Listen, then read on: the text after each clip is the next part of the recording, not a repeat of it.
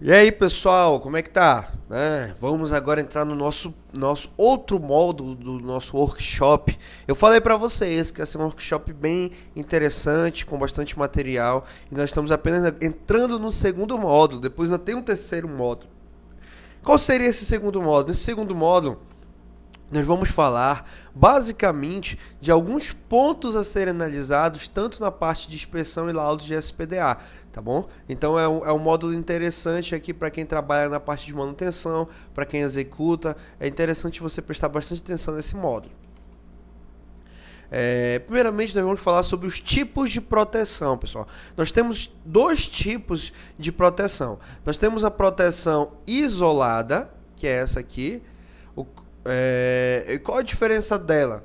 A proteção isolada, pessoal, não existe conexão, não existe apoio da proteção da estrutura. Ou seja, tá vendo aqui como ela está isolada? Nós temos aqui a estrutura, as edificações, e aqui nós temos os postes, ou seja, está isolado, não está em contato com essas edificações. Da mesma forma que tá vendo? Nós temos aqui os mastros aqui de Frank, né? De SPDA tipo Frank, e eles estão isolados. Eles não estão conectados às estruturas, não estão parafusados à estrutura. É um SPDA totalmente isolados. E aí eu lhe pergunto, quando que realmente você vai utilizar esse tipo de SPDA? Né? Qual seria a grande necessidade de utilizar esse tipo de SPDA?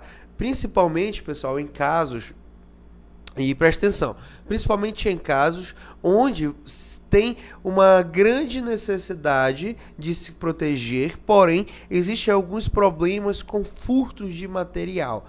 Quando que isso vai ocorrer? Por exemplo, essa casa aqui é um laboratório que fica no interior, né? Fica na mata. Então, se nós colocássemos o cobre aqui tudo bonitinho, pessoal, pode ter certeza que depois de uma semana não existiria mais SPDA.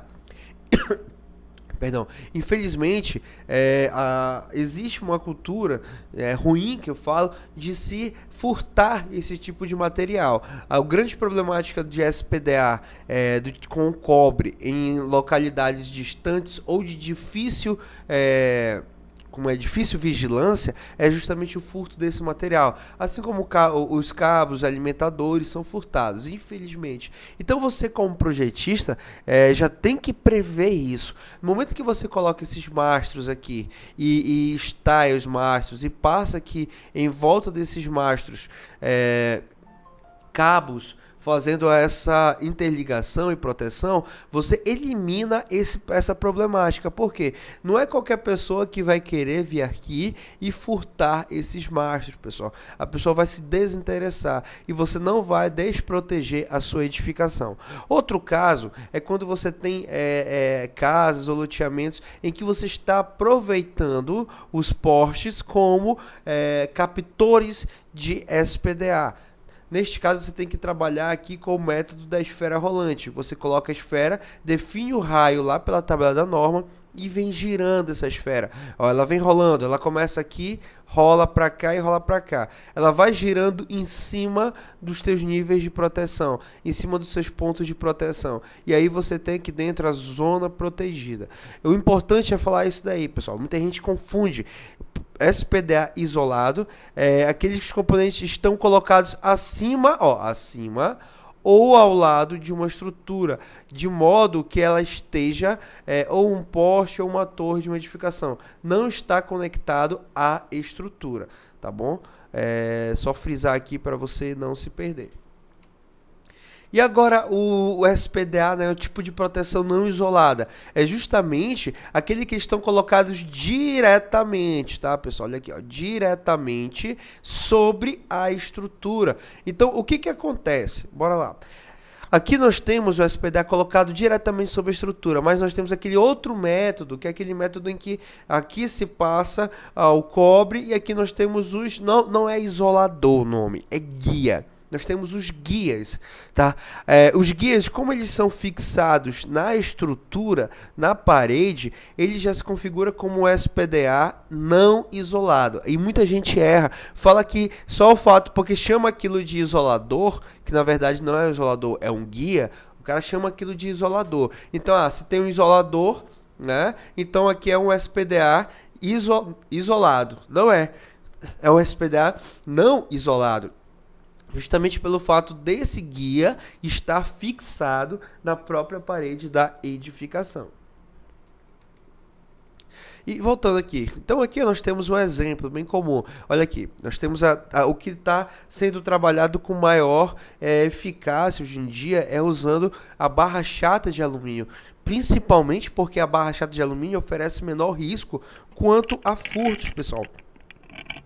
É menos interessante para quem quer furtar material, furtar barra chata de alumínio. Por quê? Geralmente a barra chata de alumínio é trabalhada em fitas, né, em barras de 3 metros a 6 metros de comprimento. Então não é fácil sair de qualquer local com essas barras. E outra, além de ser um material melhor de se trabalhar com relação a essa questão de custo-benefício e também dessa questão do furto, é um material muito bom para se instalar. A sua instalação é muito fácil, pois você consegue trabalhar com pouca mão de obra e pouco material, tá bom? Então eu sempre dimensiono meu SPDA, meus projetos de SPDA para o SPDA estrutural. Se eu não consigo fazer estrutural, eu já faço o SPDA externo, mas trabalhando essa parte de barra chata de alumínio. E aqui, pessoal, nós temos um caso muito interessante, que na verdade é incrível que poucas pessoas entendem isso, né? Conhecem esse tipo de SPDA, e na verdade é o que a norma nos diz como sendo o SPDA mais eficiente, que é o SPDA estrutural, em que a gente utiliza a estrutura do prédio e não só utiliza a estrutura, a gente na verdade aproveita as ferragens ou cria uma ferragem independente para se trabalhar aqui na estrutura. Por exemplo, nós temos aqui o caso em que ele está utilizando, você está vendo aqui? Aqui nós temos a ferragem da estrutura, que é essa que já está aqui com o processo de oxidação, né? Tá enferrujando. E aqui nós passamos um cabo, né? Uma haste ou uma vara, como você quiser falar, de aço, né? Aço galvanizado. E essa haste, ela é independente, ela é utilizada para o SPDA, né? Nós temos aqui o baldrame, né, que trabalha ali a parte da fundação, e aqui está descendo a vara que é do SPDA. Isso aqui vai subindo, pessoal, essa parte mais prateada, ela vai até lá no topo do prédio, e é onde ali eu conecto ao sistema de captação, que ali sim tem que ser externo. Eu tenho que mostrar que existe o metal ali para o raio, para a descarga atmosférica chegar até ele. Mas o interessante é isso, pessoal, você pode passar aqui dentro e você só vai trabalhar com conectores, né? Nós temos os conectores. Deixa eu tentar dar o zoom. Olha só, você pode trabalhar tanto com conectores, que é esse caso aqui que nós temos os conectores, tanto com arame recozido que faz ali, que o mesmo arame que faz aqui a amarração da estrutura, você pode amarrar essa barra, que pode ser chamada de rebar, ou pode ser qualquer outra barra que atenda ali as especificações da tabela da norma, e você pode amarrar aqui a própria estrutura, né? O que você tem que tomar bastante cuidado, pessoal, é justamente que elas tenham continuidade elétrica. Se eu não garantir que existe essa continuidade elétrica, não adianta eu trabalhar com SPDA estrutural, porque realmente não vai ter sentido. Eu preciso garantir que existe essa continuidade elétrica. Então aqui é um exemplo de um conector de um clipe galvanizados que ele conecta duas barras. Nós temos uma barra e aqui a outra, e aqui nós temos a conexão dela.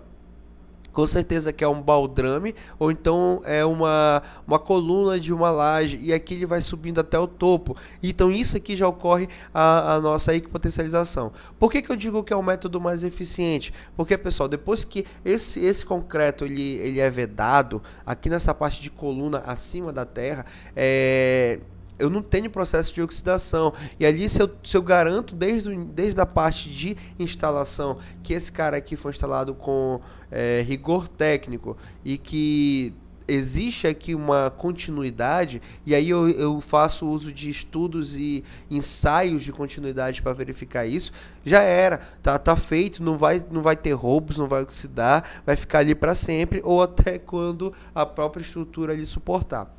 E quando eu trabalho ele também aqui na fundação, o concreto, quando ele está enterrado, ele é um concreto úmido, tá, pessoal? Ele não seca totalmente, ele fica úmido. Então, como ele está abaixo da terra, ele é úmido, ele permite a condutividade elétrica, ele permite a troca de correntes elétricas, ou seja, a descarga vem lá em cima, né, cai ali sobre o sistema de captação lá em cima, que é aparente, que precisa ser aparente para captar esse raio, é conectado às colunas estruturais e ele desce estrutural. Quando ele chega lá na fundação do prédio, nós temos um concreto úmido, então ali ele permite a dissipação.